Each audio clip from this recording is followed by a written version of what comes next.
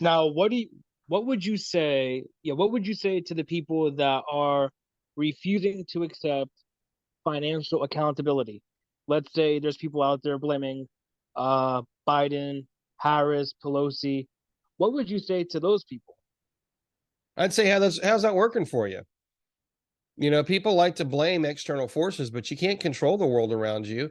You can't control the politicians in office. You can't control who's running the government. You can't control your own family members. Um, to put your success in someone else's hands, well, that's got to be the definition of insanity right there. How's it working for you to say such and such screwed me over? Whenever you don't get the results you want, there's only three things that can happen. You tend to start blaming people, and the blame goes to one of three places. You blame circumstances, maybe it's life events, maybe oh, well, COVID happened and such happened, so then I'm a victim of that. But that leaves you very, you're a victim, and there's no rich victims, so that's not a good one. The second type of blame is to blame a third party, say that it's Nancy Pelosi's fault, it's Congress's fault, it's, if the Republicans controlled the House, then this wouldn't have happened to me. Or maybe it's the other way around. If the Democrats controlled this, then this wouldn't have happened to me.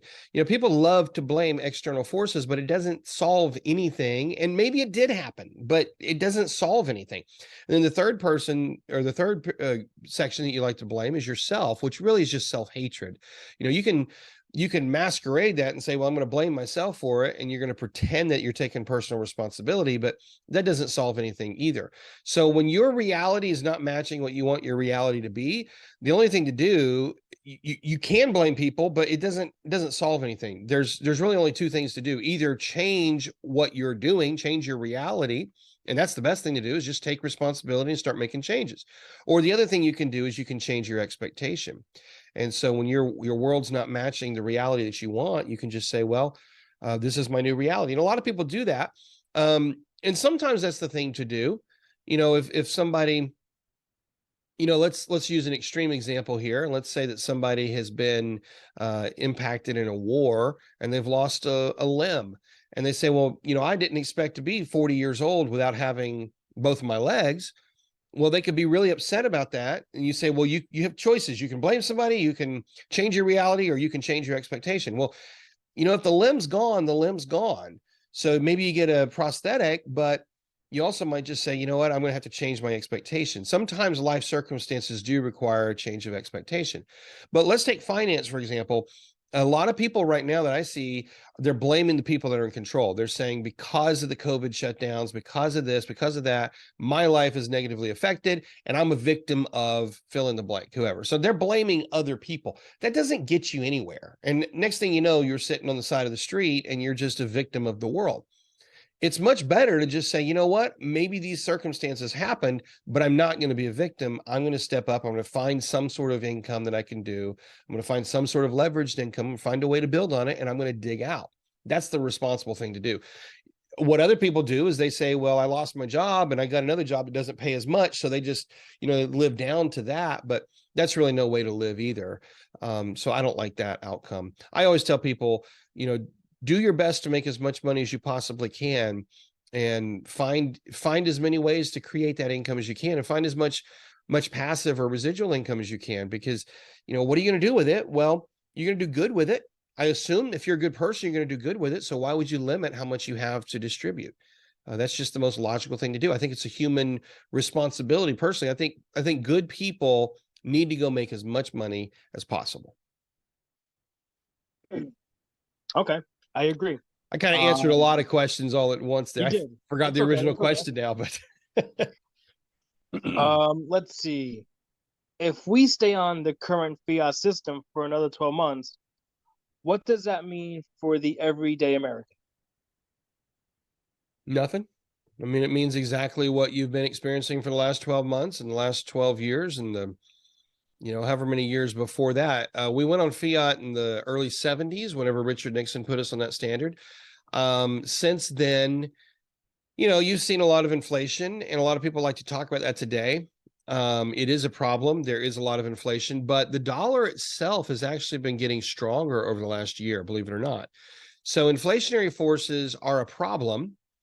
But when you look at the dollar's buying power relative to other fiat currencies, the dollar itself is actually getting stronger. So, people are often saying, if we don't switch, if we don't get off fiat, then the world's going to come to an end. That's not true. Um, love it or hate it, fundamentally, I'm opposed to fiat, but I understand the benefits of it. And no, the system's not going to break tomorrow. It's just not. So quit believing the fear mongering. And the truth is, it's no different than Monopoly. People play the game of Monopoly, and as long as you know the rules of the game, you can win the game of Monopoly. Well, in 1971, when Richard Nixon took us off the gold standard, the rules changed, but a lot of people didn't change the game they were playing. And so they're trying to play the new game with the old rules. If this game stays for another 12 years or 25 years or 100 years, it's fine. We can all win this game. You just have to play by the rules of this game. So fiat in and of itself is not the problem. Okay, so what can a waiter or waitress do right now to increase their wealth? What can the average American do to increase their wealth right now? Fine. Well, a lot of things. The first thing that everybody needs to do is increase their education. Everybody needs to raise their collective financial IQ.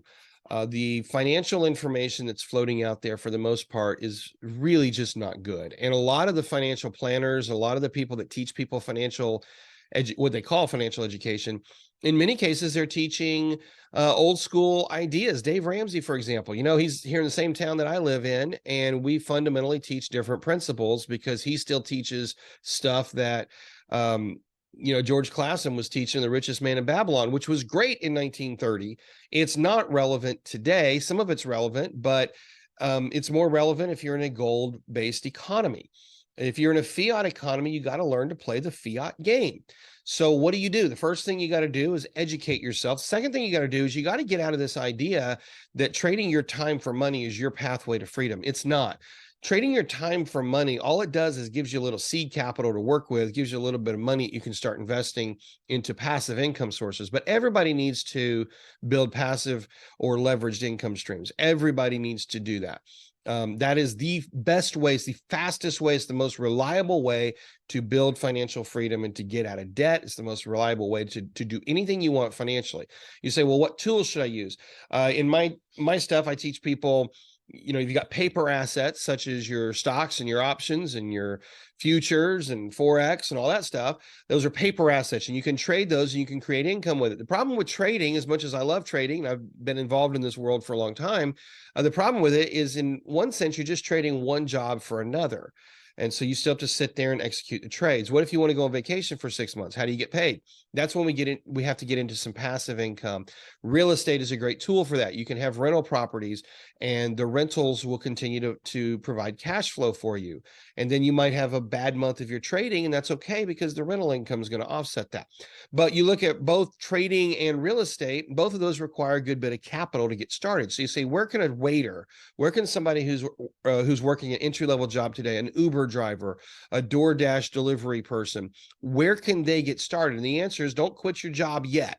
Just change where you're putting your focus. Instead of focusing on delivering all these things and that's my future, realize that the delivery is a means to an end, and the end is to go invest in your future.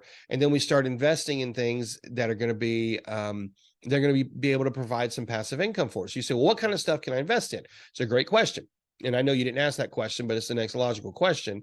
And the answer to that, for somebody who's in an entry-level income, somebody doesn't have a lot of money to buy stocks, and somebody doesn't have a lot of money to start buying real estate, online business. You can start an online business for relatively very little income. In fact, during 2020, during the COVID season, many people got into this. You started seeing people that became citizen journalists, and they got out there and they started doing YouTube channels and Rumble channels and other channels that they could monetize. And many of those people have built up tens of thousands of hundreds of thousands of people. We've got people on Twitter and Truth Social and all these different social platforms that have hundreds of thousands of followers. And there's inventive ways that you can then monetize that. So some people who started with nothing turned a tragedy of 2020 into an opportunity to build a huge following, and then they've been able to monetize that. That's a perfect example. There's about 8 or 9 different business models for how you can build an online business. Not all of them are capital intensive. In fact, every online business I've started, I've been able to start for less than $500. And I've been able to get it up and running. My first one that I started that I made a fortune with, we started with less than $200 and we turned that into over $30 million in revenue. So don't tell me you don't have enough money. Anybody can do it. Online business has created a complete level playing field. That's the first place I think everybody should look.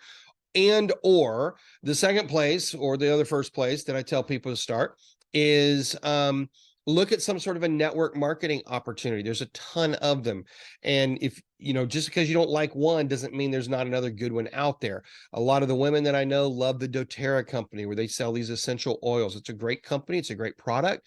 And people can make a really good income. I know a lot of people in that company in particular that are making $300,000, $400,000, $500,000 a year in this network marketing company, and it's residual income continues to pay them $20,000, $30,000, $40,000 a month. Another company that I'm invested in right now, a company that I actually like, is a company called 7K. They sell precious metals.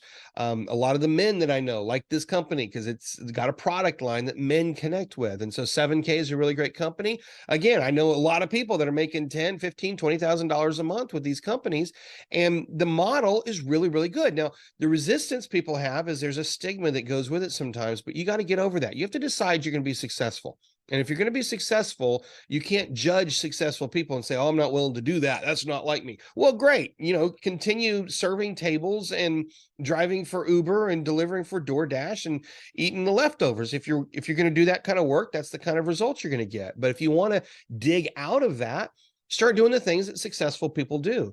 And the truth is, these two models that I've just shared with you, network marketing and online business, they're responsible for creating more millionaires, more multimillionaires than any other industry in world history, both of those two industries. And so there's tons of opportunity that somebody can start from zero today and create $1 million in a relatively short time frame.